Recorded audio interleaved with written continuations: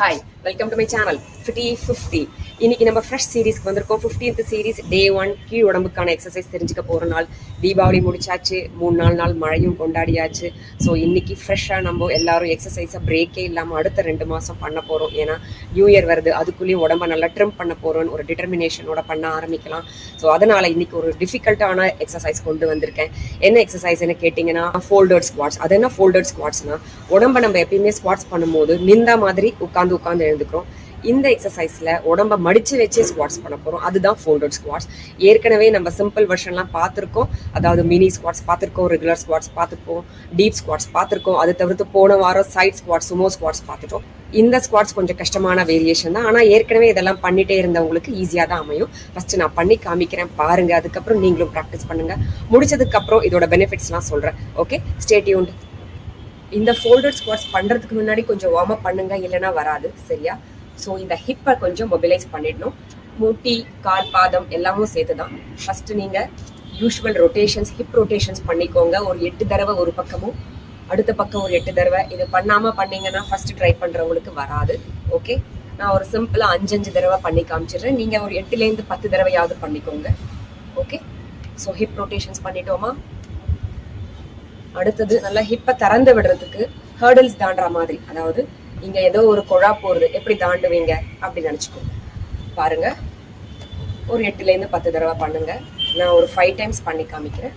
ஏன்னா நான் ஏற்கனவே சில சிம்பிள் எக்ஸசைஸ் பண்ணி முடிச்சிட்டேன். அதனால என் உடம்பு இப்போ ஃபிளெக்சிபிளா தான் இருக்கு. இப்போ இந்த கால்,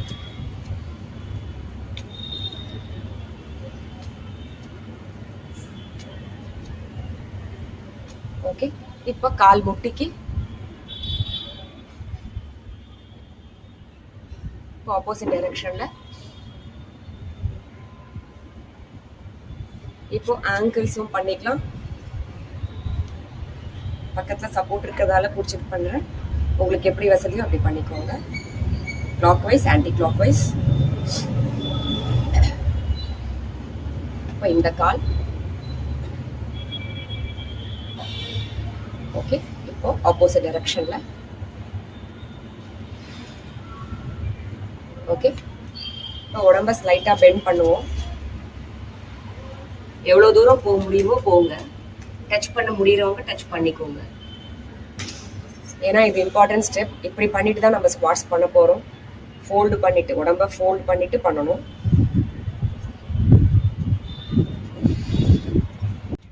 பாருங்க, இந்த ஃபோல்டட் ஸ்குவாட்ஸ் 2 வகையா பண்ணலாம். காலை சேர்த்து வச்சு பண்ணலாம், காலை பிரிச்சு வச்சு பண்ணலாம். ஃபர்ஸ்ட் கால் சேர்த்து வச்சு பண்றதை பண்ணி காமிக்கிறேன். கால் இப்படி சேர்த்துட்டு ஃபர்ஸ்ட் கீழே உட்காந்துருங்க. உட்காரும் போது கீழே பார்த்தீங்கன்னா ஹீலுக்கும் தரைக்கும் கேப் இருக்கும். ஓகே, இப்போ கையை ஃப்ரண்ட்ல இப்படி வச்சுக்கோங்க, ஒரு சப்போர்ட்டுக்கு டச் பண்ணிக்கோங்க. அப்படியே எழுந்துருங்க. ஓகே, உடம்பு நேர் ஆகக்கூடாது, ஃபோல்டாக தான் இருக்கணும். இப்போ திருப்பி உட்காருங்க. கீழே கேப் திருப்பியும் இருக்கும். எழுந்துக்கும் போது கேப் ஃபில் ஆகிடும், உட்காரும் போது கேப் இருக்கும். ஓகே, இது மாதிரி 8லேருந்து 10 தடவை பண்ணலாம். தரையை டச் பண்ணிக்கணும் லைட்டா. ஓகே, ஃபர்ஸ்ட் சப்போர்ட்டோட பண்றவங்க பக்கத்துல செவர் ஏதாவது இருந்தா புடிச்சிட்டு கூட பண்ணுங்க. ஆனா இது ஆரம்பிக்கும் போது ஃபர்ஸ்ட் உட்காந்துருங்க, அதுக்கப்புறம் எழுந்துக்கோங்க. அதுதான் ஈஸியா இருக்கும். ஓகே, இவ்வளவுதான். ஸோ 8லேருந்து 10 டைம்ஸ் ரிப்பீட்டடா பண்ணுங்க. அதுக்கப்புறம் ஒரு பிரேக் எடுங்க. அதுக்கப்புறம் கண்டினியூஸா ஒரு 8 to 10 டைம்ஸ், அகெயின் பிரேக், திருப்பி 8 to 10 டைம்ஸ். எவ்வளவு முடியுமோ அப்படி பண்ணலாம். பாருங்க, காலை சேர்த்து வச்சு பண்ணக்கூடிய ஃபோல்டட் ஸ்குவாட்ஸ். போங்க, கீழே வாங்க. கால் சேர்த்து வச்சு பண்ற ஃபோல்டட் ஸ்குவாட்ஸ் இது. ஓகே, 8லேருந்து 10 தடவை இப்படி பண்ணுங்க. ஆல்ரெடி ஒரு 5 டைம்ஸ் பண்ணி முடிச்சிருப்பேன் நானு.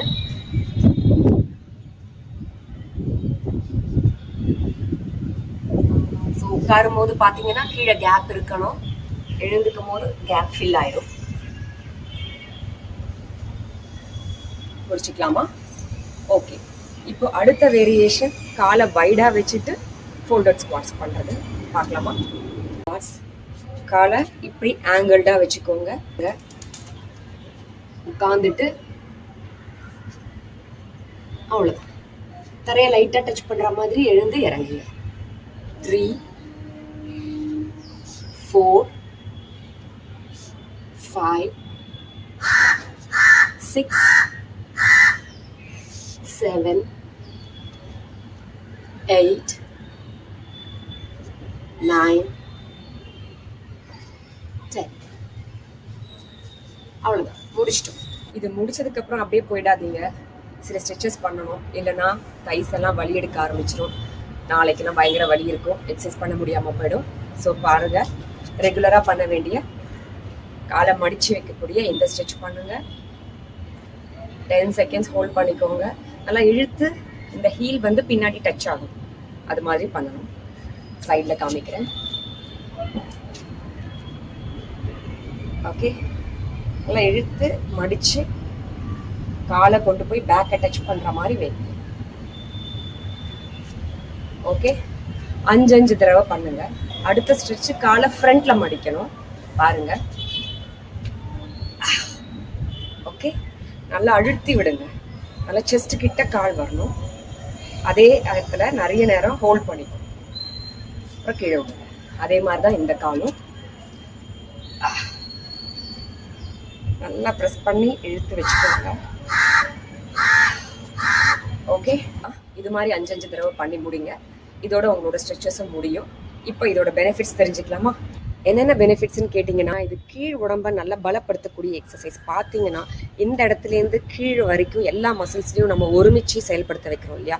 அதனால் கோர் மசில் ஸ்ட்ரென்தன் படுத்துகிறோம், ஹிப் மசில்ஸ் எல்லாம் ஸ்ட்ரென்தன் படுத்துகிறோம், கால் எஸ்பெஷலி தொடை மற்றும் பேக் க்ளூட்ஸ் மசில்ஸ் எல்லாம் ஸ்ட்ரென்தன் படுத்த முடியும். கீழே காஃப் மசில்ஸ் ஆகட்டும், கால் பாதம் வரைக்கும் எல்லா மசில்ஸையும் இன்வால்வ் பண்ணுறோம்.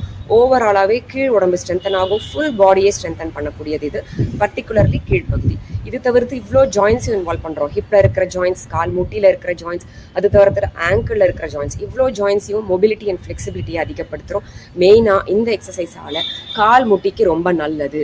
அதோட ஃப்ளெக்சிபிலிட்டி, வலி இல்லாமல் பார்த்துக்கிறது. வலி ஏற்கனவே இருக்கிறவங்களுக்கு படிப்படியாக பண்ணால் கட்டாயம் வலியிலேருந்து ரிலீஃப் இருக்கும். அதாவது 50 வயசு தாண்டினாலே நிறைய பேருக்கு கால் முட்டி வலி ஏற்படுது இல்லையா? அதெல்லாம் வராமல் இருக்கணும்னா 30-40 கல்லியே இந்த மாதிரி எக்ஸசைஸை ரெகுலராக நீங்கள்லாம் பண்ணிகிட்டே இருந்தீங்கன்னா, ஸோ முட்டியில் இருக்கிற ஜாயிண்ட்டை யூஸ் பண்ணிகிட்டே இருக்குமா, அதில் இருக்கிற ஃப்ளூயிட் செக்ரீட் ஆகிட்டே இருக்குமா, ஸோ லூப்ரிகேஷன் நல்லா இருக்குமா, அதனால் அந்த இடம் வறட்சி ஆகாமல், ஃப்ரிக்ஷன் ஏற்படாமல், வலி இல்லாமல் நாள் பட நம்ம நடக்க முடியும். அதனால் இந்த மாதிரி எக்ஸசைஸை கட்டாயம் நம்மளாம் தொடர்ச்சியாக பண்ணணும். பண்ணிகிட்டே இருங்க. நாளைக்கு நான் புது எக்ஸசைஸோடு உங்களை வந்து பார்க்குறேன். அது வரைக்கும் stay tune to my channel FITTY50. Bye.